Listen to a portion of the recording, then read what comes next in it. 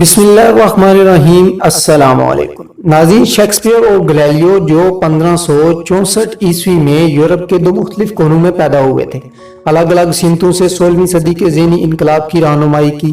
انگلستان کے ادیب نے انسانی احساسات کو ایک نئی زبان دی اور اٹلی کے سائنسدان نے سائنس کو توہم پرستی کے روایات کے بندھن سے آزاد کیا۔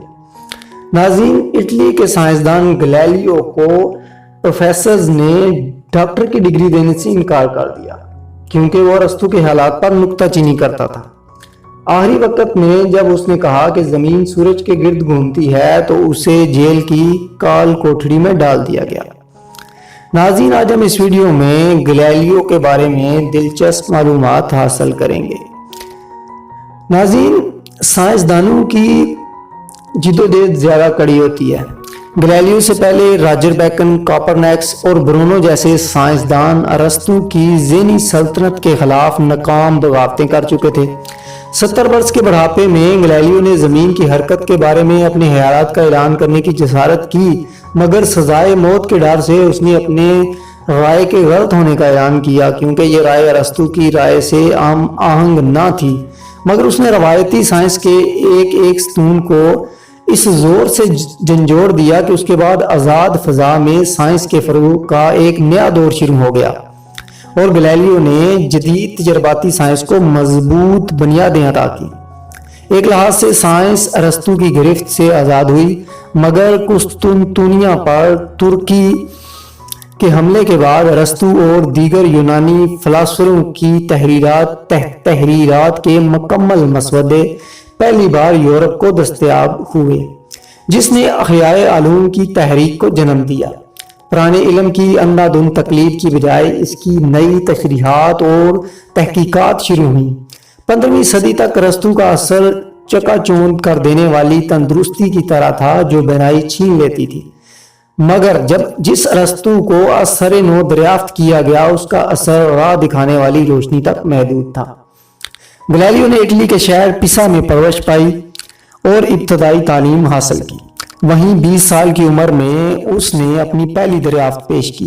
پیسا کے گرجا گھر کے گھنٹے کی حرکت کا مشاہدہ کرنے پر وہ اس نتیجہ پر پہنچا کہ ایک سرے سے دوسرے سرے تک ایک پورا چکر لگانے میں اسے ہر بار ایک جیسا وقت لگتا ہے، چاہے چکر لمبا ہو یا چھوٹا، اور پھر اسی اصول کی بنا پر بعد میں گھڑی کی ایجاد ہوئی۔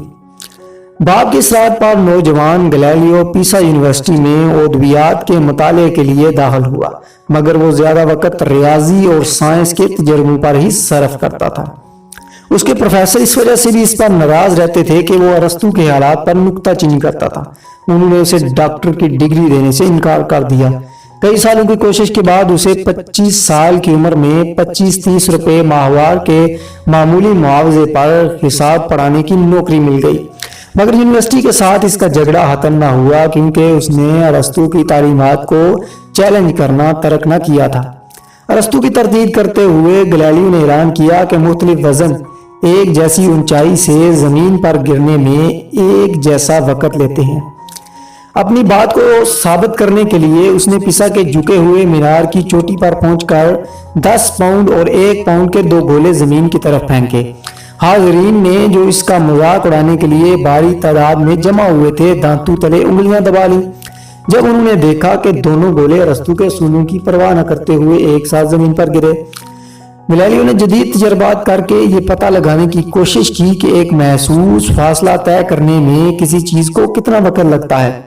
مختلف زاویوں سے جھکی ہوئی سطحوں پر اس نے گیند گرائے اور ان کے گرنے کی رفتار اور فاصلہ طے کرنے کے بارے میں فارمولے بنائے۔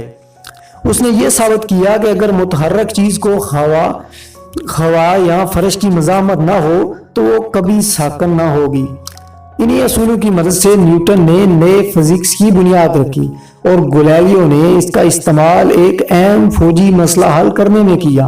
اس نے توپ کے گولے کا راستہ جاننے کا فارمولہ بتا کر نشانہ بازی کا کام آسان کر دیا۔ باغی سائنسدان کی نت نئی ایجادات یونیورسٹی کے حاکموں کو ناگوار گزرنے لگی کیونکہ ان سے روایتی سائنس کے ستون ہلنے لگے تھے۔ آخر اسے پیسا یونیورسٹی چھوڑنے پر مجبور ہونا پڑا، مگر اس عرصہ میں ریاضی اور فزکس کے حلقوں میں اس کی شہرت کافی پھیل چکی تھی۔ चुनाचा 28 साल की उम्र में उसे पिदवा यूनिवर्सिटी में 3 गुनी तनख्वाह पर प्रोफेसरी का ओहदा पेश हुआ। पिदवा एक बागी यूनिवर्सिटी थी जिसे कलीसिया ने अपने निज़ाम से खारिज कर रखा था और रवायतों के खिलाफ बगावत करने वाले सभी आलम वहां इकट्ठे हो रहे थे। नई यूनिवर्सिटी में गैलीलियो का बड़ा इस्तकबाल हुआ। बड़े बड़े घरानों के लड़के इसके शागिर्द बने। साइंस की तहकीक जारी रखने में उसने आज़ाद फिजा का पूरा इस्तेमाल किया। अपनी यूनिवर्सिटी के पास ही एक इमारत में उसने पनाह गजीनों की अकादमी कायम की, जहाँ इटली भर से भागे हुए आलम और साइंसदान आज़ादी से अपना मुतालिया जारी रख सकते थे और अपने ख्यालात का इजहार कर सकते थे। इसी अकादमी में उसने अपने तजर्बात और मुशाहिदात के नताइज पेश किए। उसने मकनातीस और ज़मीन की मकनातीसी ताकतों के बारे में कई राज अफशा किए और कुतब नुमा थर्मामीटर और दूरबीन जैसी इनकलाब अंगेज इजादात की। दूरबीन देखकर वेनस का ड्यूक गैलीलियो पर इतना खुश हुआ कि उसने उसे तकरीबन 2000 रुपया माहवार तनख्वाह पर प्रोफेसर मुकर्रर कर दिया। इस तरह गैलीलियो अपनी कामयाबी और खुशहाली की चोटी पर पहुंच गया और उसे अपनी माली मुश्किलात से खलासी नसीब हुई। वो ना अब सिर्फ साइंस की तरफ बेहतर तवज्जो दे सकता था, बल्कि उसे अपनी तफरी तवा के लिए भी वक़्त मिल जाता था। उसने शादी नहीं की थी क्योंकि उसका कहना था कि एक इंसान बैक वक़्त एक अच्छा खावंद और एक अच्छा फिलासफर नहीं हो सकता। अलबत्ता मिरीना नामी एक रकासा के साथ उसकी अरसा तक दोस्ती रही, जिससे उसके 3 बच्चे भी पैदा हुए। गैलीलियो की अभी एक हसरत बाकी थी कि वो अपने घर पिसा में एक कामयाब साइंसदान की हैसियत से लौटना चाहता था ताकि उसकी पुरानी मजम्मत का मदावा किया जा सके। गैलीलियो ने वहां के डेवक से दरखास्त की कि उसे दरबारी रियाजी दां के तौर पर रख लिया जाए। दरखास्त आखिरकार मंजूर हो गई, मगर उसे क्या मालूम था कि यह कामयाबी ही उसकी शामत का बायस बनेगी। गैलीलियो ने पिदवा की आज़ाद फिजा में अपने दूरबीनी तजर्बात से आसमानी दुनिया के बहुत से राज इकट्ठे किए थे। उसने चांद की बनावट का मुताला किया, सूरज के गिर्द घूमने वाले नए सियारों की दरियाफ्त की, कहकशां की हकीकत की खोज की और अपनी हैरान कुन तहकीकात को उसने सितारों का पैगाम्बर नामी एक किताब में कलमबंद किया।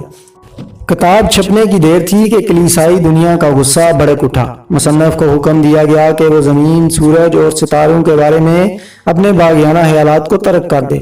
उसे याद था कि चंद साल ही पहले ब्रूनो को इसके साइंसी एतकादात की बदाश में जिंदा जला दिया गया था।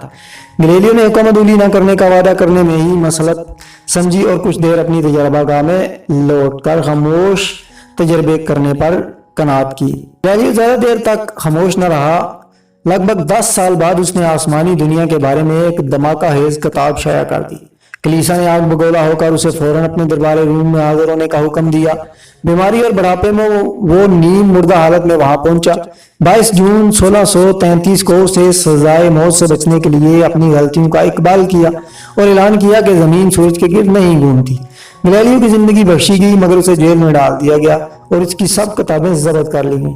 जेल में उसका साइंसी जज्बा एक बार फिर उभरा और उसने चोरी छुपे एक और किताब तसनीफ कर डाली, जो किसी तरह जेल और सल्तनत रूम की 4 दीवारी के बाहर जाकर हॉलैंड में छाया हुई। जिंदगी के आखिरी घड़ियों में गैलीलियो के हाथ में उसका आखिरी और बेहतरीन शाहकार पहुंच चुका था, मगर उसे देख ना सका क्योंकि उस वक्त तक जेल की कोठली की तारीकी उसकी आंखों की सारी रोशनी जज़ब कर चुकी थी। 1642 तक उसी कोठली में उसकी बाकी जिस्मानी कुव्वतें भी खत्म हो गई।